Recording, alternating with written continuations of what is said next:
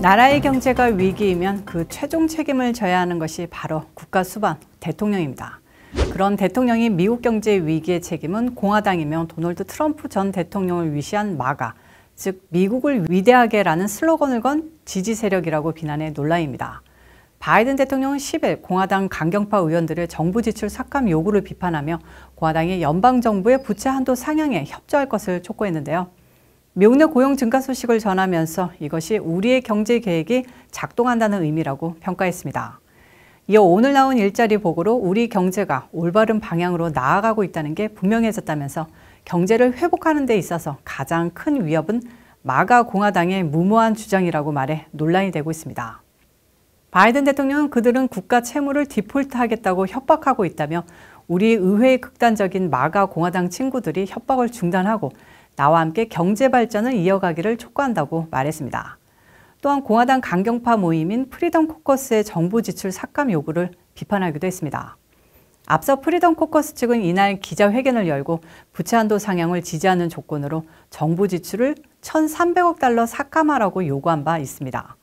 특히 인플레이션 감축법의 청정 에너지 지원과 학자금 탕감 등 바이든 행정부 대표 정책을 겨냥했으며 탈세를 막기 위한 국세청 예산 800억 달러도 문제 삼았습니다. 한편 바이든 대통령은 프리덤 코커스와 협상할 여지가 있느냐는 질문에 정부 지출을 줄여도 공화당이 부자 감세를 유지하는 한 국가 채무가 줄지 않을 것이라고 주장했습니다. 또한 우리가 모든 프로그램 예산을 일괄적으로 25% 삭감해야 한다고 하는데 협상할 게 그닥 있는지 모르겠다고 덧붙였습니다.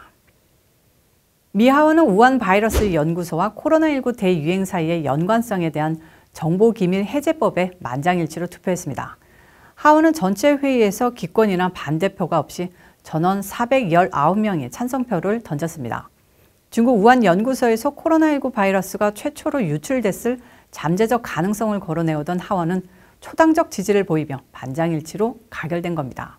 이로써 바이든 대통령의 최종 결정만이 남아있습니다. 바이든 대통령이 최종 서명하면 우한 기원설 관련 모든 정보는 90일 이내에 공개될 전망입니다. 하원 정보위원장인 공화당 마이클 터너 의원은 미국인들은 코로나19 팬데믹의 모든 측면에 대한 답을 알아야 한다며 이는 어떻게 바이러스가 만들어졌는지, 자연 발생인지, 연구소와 관련된 일의 결과인지를 포함한다고 말했습니다. 민주당 하원 정보위 간사인 짐 하임스 의원도 투명성은 우리 민주주의의 초석이며 투명성 없이는 미국민들이 민주시민으로서 책임감 있는 목소리를 낼 수 없다고 강조했습니다. 앞서 상원은 이달 초 코로나19 기원 기밀을 해제하도록 에이브릴 헤인즈 국가정보국장에게 요구했습니다.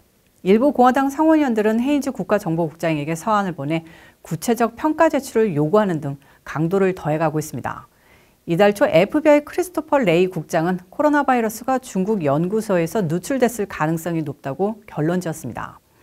그는 중국 정부는 우리가 하고 있는 일과 미 정부와 가까운 외국 파트너들이 이를 방해하기 위해 최선을 다하고 있는 것 같다고도 말했습니다. 하지만 CIA는 정확한 결론을 내리지 못하며 답을 회피하고 있는 상황입니다. 백악관 측 또한 신중한 입장을 보이고 있는데요. 지난달 존 커비 국가안전보장회의 전략소통조정관은 대통령이 이와 관련된 모든 정부 기관이 사실을 파악하길 희망하지만 아직 우리는 거기에 이르지 않았다고 말했습니다. 이처럼 정부기관과 당국자들 사이에서 코로나 바이러스 기원에 대한 생각이 엇갈리고 있습니다. 코로나 유행이 안정화 단계에 접어들어가고 있습니다. 미국은 중국에서 미국으로 들어오는 입국자의 코로나19 의무검사가 해제될 것으로 보입니다. 중국에서 코로나19 감염증이 감소세로 돌아섰기 때문인데요. 질병통제예방센터는 중국발 여행객에 요구했던 코로나19 음성 확인서 제출을 폐지할 것이라고 밝혔습니다. 다만 정확한 시행일자는 언급하지 않았습니다. 코로나19 검사 의무 조치는 지난 1월 5일 발표 후 중국에서 들어오는 만 2세 이상 모든 여행객에게 코로나19 음성 확인서 제출을 의무화했는데요.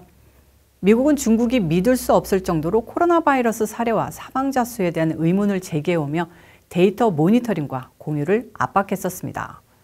중국 관리들은 의무 조치 후 일주일 뒤인 1월 14일 공식 사망자 수를 37명에서 거의 6만 명으로 수정하며 사망자 수를 인정했지만 사례가 정점에 달했다고 주장했습니다. 지난 1월 중국 관리들은 중국 여행자 검사 조치에 대해 중국을 억압하고 억제한다며 비판했습니다. 이처럼 미 대륙을 횡단했던 중국 스파이 풍선 격추를 비롯해 미중 간 갈등 고조를 우려해 코로나19 의무검사 해제를 시행하는 것으로 관측되고 있습니다. 연방노동부는 비농업 일자리가 31만 1000개가 증가했다고 10일 발표했습니다. 이렇게 미국의 일자리 수가 2달 연속 예상보다 뜨거운 증가세를 보이며 연방준비제도의 또 한 번 빅스텝 가능성이 높아졌습니다. 제롬 파월 연방준비제도 의장은 노동시장 과열과 인플레이션 고착화를 우려해 0.5%포인트 금리 인상을 일컫는 빅스텝의 3월 실시 가능성을 시사한 바 있습니다. 그러나 일부에서는 실업률은 다소 올라가고 근로자 임금 상승 속도는 느려졌다는 결과도 함께 나와 논란입니다.